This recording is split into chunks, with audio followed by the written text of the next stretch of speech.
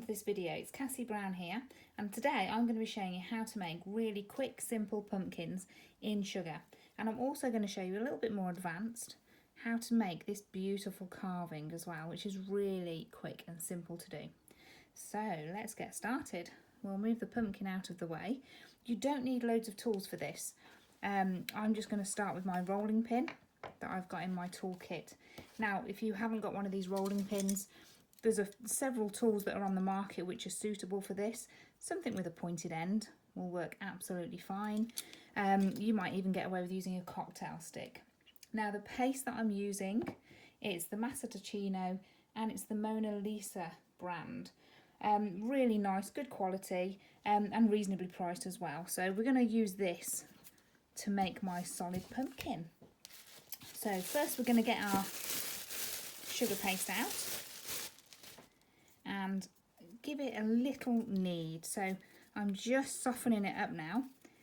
This is the case with all sugar paste. It just needs to get a little bit warm in your hands.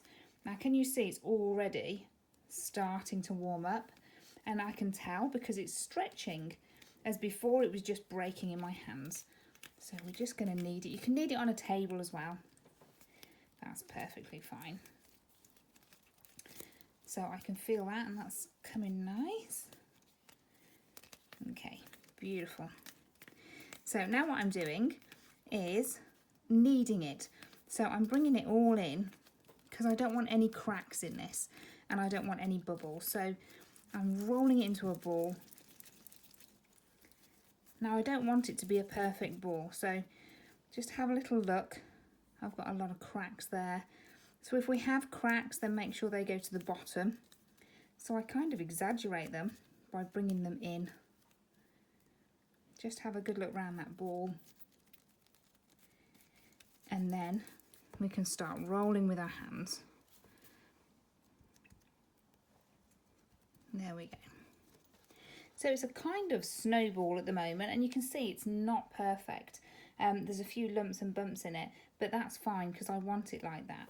We have a slightly flatter base, and I am just going to use the top of my rolling pin just to say that is the top of my pumpkin. Now, you can use cupcakes for this. If you bake a cupcake, carve it, and then you can cut it into this effect. And if I just get my book, which is airbrushing on cakes, and I'm just going to flick to the pumpkin scene where we've got our cake, we've stacked it up, and then we're carving it into a pumpkin shape. Then we coat it with our icing and start to airbrush it.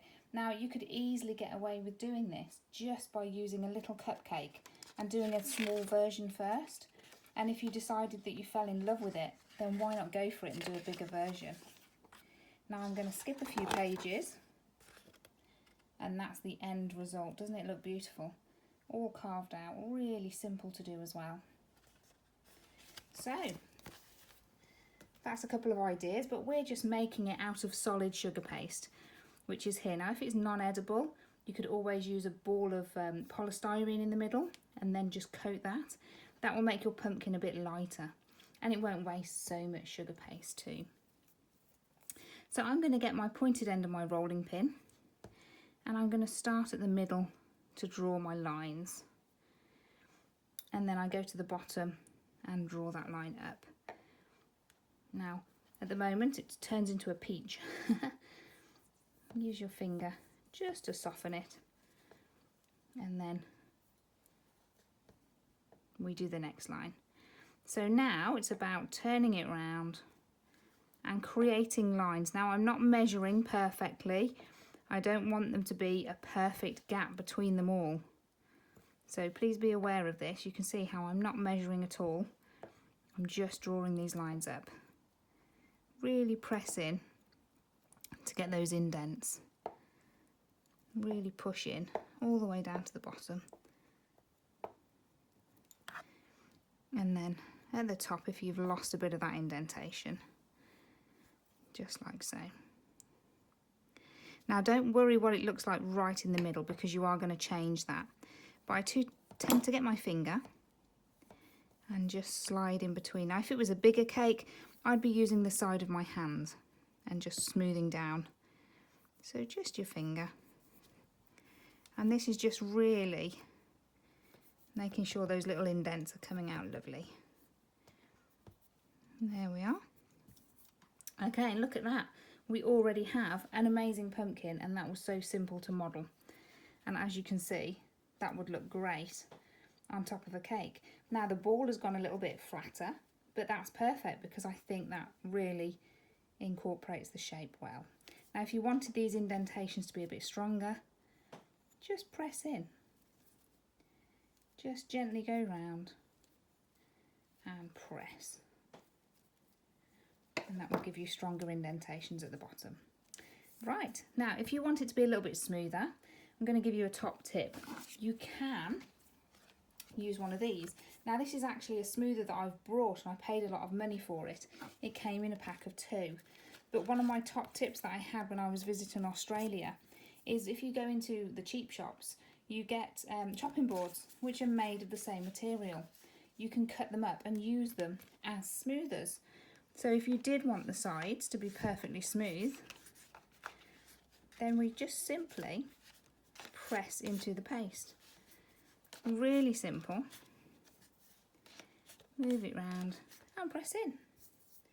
It is as simple as that. So that showed you how to smooth and how to make the pumpkin. Now make them all different sizes, because I think that really adds to the display when you're making something. As you can see, lots of different sizes, all good fun. So these ones are dry a little bit more. I'm going to move the wet one to one side, and then I've already made one which is just about drying, and that's the one I'm going to airbrush now. So I've left it about 24 hours just to firm up a little bit before we go for it with the airbrush. So I've got some paper ready, and we lay that on the paper. So the airbrush I'm using is my Old Faithful. It's the Sparmax, and it's the SP35C, which means it has the smaller cap. Perfect for what we're doing here. And the chroma colour is Chroma Airbrush Food Colours, and just the colour orange. So just neat orange. I quite like it. I think it looks really vibrant and lovely.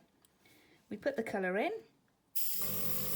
Now we just press back, and as you can see, it's very vibrant.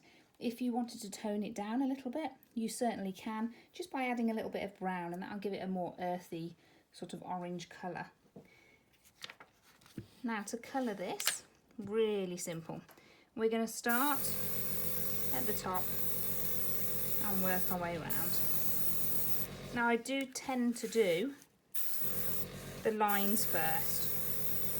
I just like to make sure they're done and covered well. So I'm focusing on the sides first, not panicking about the top, just making sure all of these side bits are done and covered. There we go. Now I actually think that looks very nice on its own, but we don't want our pumpkin quite like this. So what we're going to do now is simply airbrush down the sides. So I'm up and down. Now a quick tip for you, never go side to side. If you go side to side, then what happens is you're going to get lines going across your pumpkin, and naturally when it grows that doesn't happen. It's better if you have lines going up and down. So all the way round. And you can see I'm moving the paper as I'm going. I've run out of colour, so let's just put a little bit more in there. And then off we go again. Now you can make this as dark or as bright as you want it.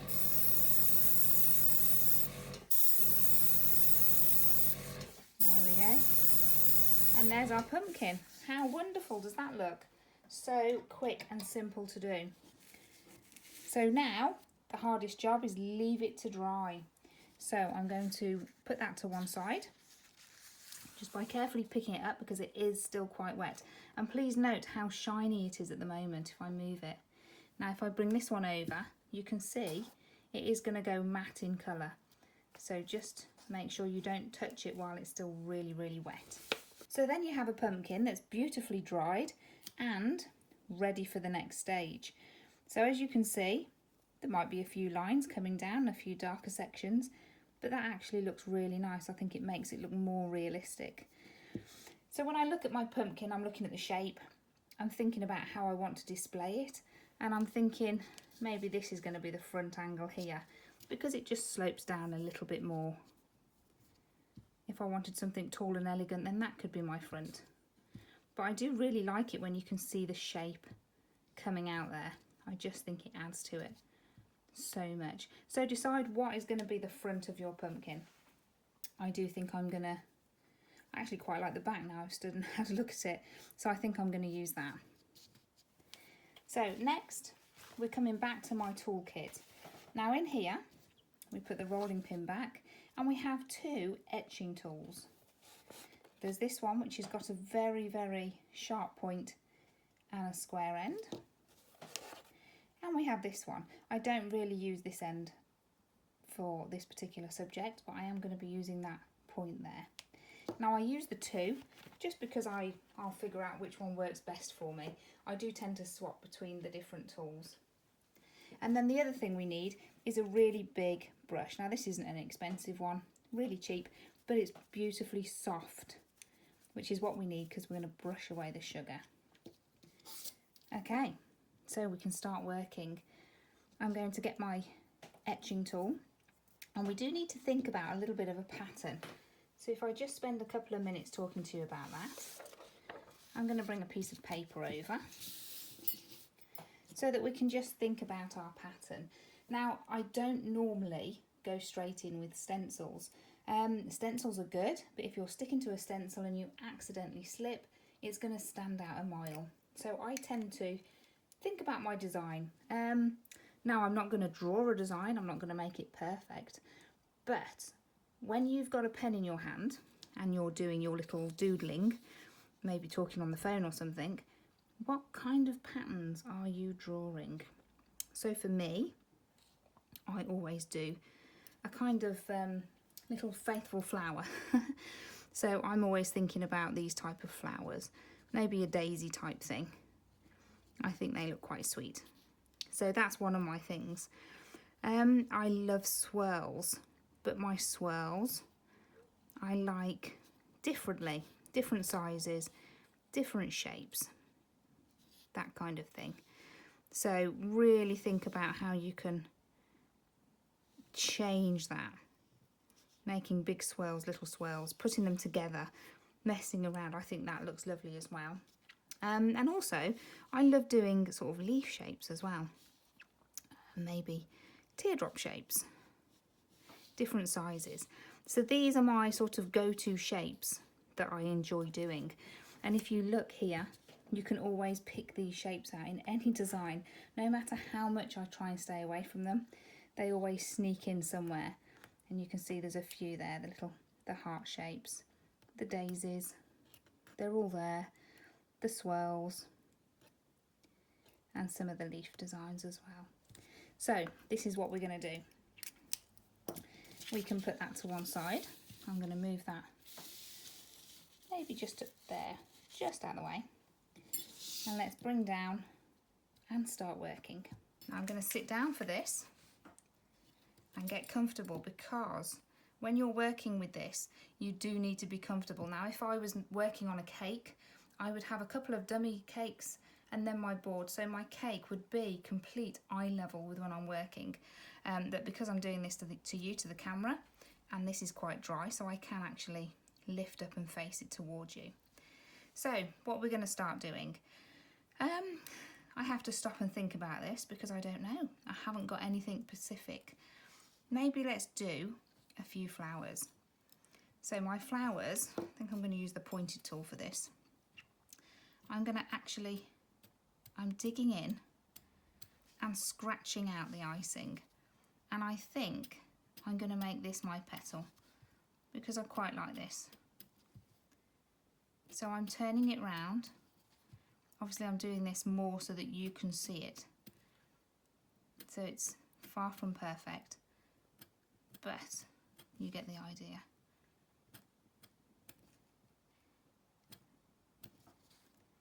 And another one in there.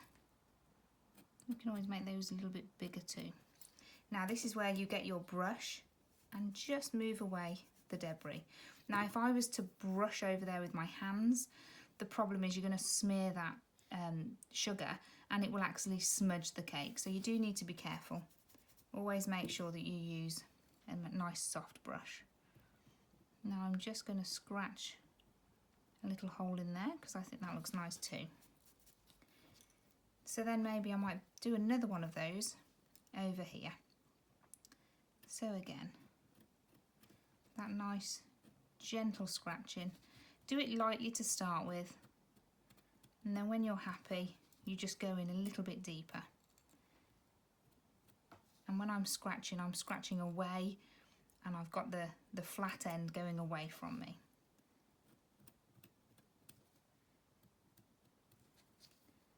So we just keep going, moving around. That's just this little one in there. And then just that little bit out. Now, if you're just beginning this and you're a little bit nervous, why not just do these? I think they look beautiful. You could do them all over. You can do them all over and do them quite randomly, and I just think they look really pretty. So let's just do another one over here. So we just simply, remember, hold the tool so that the flat bit's away from you, and we just scratch. Now sometimes you might find it easier to put that little circle in the middle first so that you know where you're going. I want this one to be a bit bigger and a bit bolder.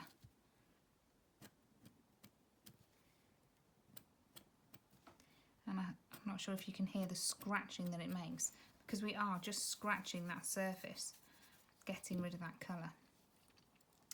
And then we can just make them a little bit bigger if we want to. So we can keep changing them. This is a pattern I find that always keeps adapting and changing. So a little bit of a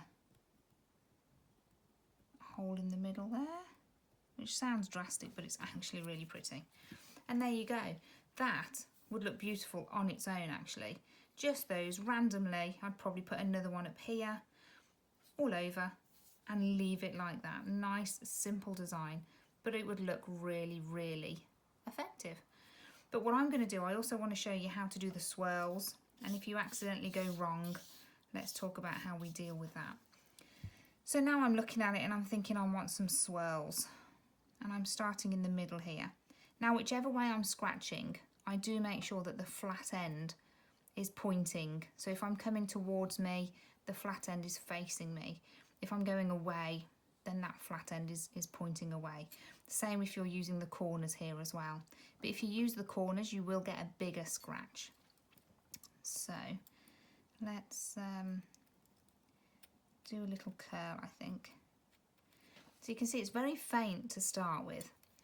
And let's just see if this corner one will scratch out. I find the corner one isn't as easy to control. It's when you're getting much bigger sections out. So hence I do always tend to go back to this one. Now I'm going to show you. Can you see there? It's a little bit bumpy and it's not a perfect line, and I wanted a perfect scroll there. So what I'm going to do is just make it a little bit bigger. Now this is the beauty of not using a stencil to do this, is you can figure out and make your own pattern up, which is really nice to do. So I'm just curving around. There we are, and then we brush away. And then that curve looks so much better. And to be honest, you don't really want perfection, because if this was a real pumpkin, it wouldn't be perfect. But I am just making it a little bit wider. I think it looks nicer. Make it a little bit more softer. And you can keep adding to this. Keep going and put a little bit there, a little bit here. So, as I said to you, I always go for this kind of pattern. It always just happens. So, I immediately need another one that kind of swirls around here. And then again, we're just scratching nice and gently. Less is more with this. It's much better to get that nice thin line, and then we can perfect going heavier. So this time I'm going to have this bit thinner, and then I'm going thicker at the bottom when I swirl round. So, and obviously if this is a cake that you're doing, or if it's not solid sugar like this, you wouldn't be able to hold it quite the same as what I am, but you're going to have it at eye level, which will work much better for you. So we just keep etching away. I actually find this really therapeutic. And before now, I've done a big bride and groom on a cake, and the bride's dress was all this kind of pattern coming down and then onto the bottom tier, which looked lovely. So there's so much you can do with it. And believe me, you can spend hours perfecting it. So there you go. That's how we're going with that, and that's starting to look really good. And I'm going to swap it for one that I've done a lot more on here, just so that we can have a look and see where I might need to add any kind of pattern and design there. So I could easily keep going all the way around and add maybe another swirl in. So we keep going with the swirls just because I like them. I think they're really nice. And I never make it thin or thick. I always see how it's going, and then I can home in on it if I need to. And sometimes the icing might not want to scratch for you. That's another top tip, is certain brands of paste won't like this scratching, and I find the more expensive brands actually I struggle with. So this one's quite a nice brand to work with, because it scratches the surface, which is exactly what I want to do. And I'm really just homing in on there and scratching around. And so on. So we just keep adding bits. Wherever we think there's a gap, we think, yes, let's add a bit more. So for example, there's a little gap here. Let's just add just a little bit taken out. Nothing much, but it is just enough to make that look more complete. So we don't have big gaps anywhere. We like to finish off things. I think that needs just a little something to go down the bottom. I don't go right the way to the bottom because you're not going to see it, so don't worry about that. And we can keep building this up and make it as much or as little as you want. Like I said, I honestly think that those sort of flowers look wonderful on their own. It can be as busy or as quiet as you want the pattern to be. Totally your design. But like I said to you, have a little doodle on a piece of paper first, because you'll find that your hand will automatically make certain patterns. Now you will get a lot of debris, as you can see here, and what you can do is keep this and maybe put it around the bottom of a cake. You can use it for coloured sugar, just sprinkles to put over the top of something. So I would never throw that away. I would actually just put it to one side and it's perfect. So what we're going to do now is come back to the airbrush, and I'm just going to empty the excess colour out.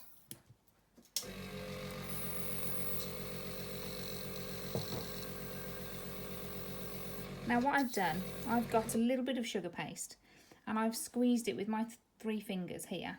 I can hold it perfectly where I've squeezed it, and that's going to be my little stalk that I'm going to put on the top of my little pumpkin. So to do this, we need 2 different colours for the airbrush.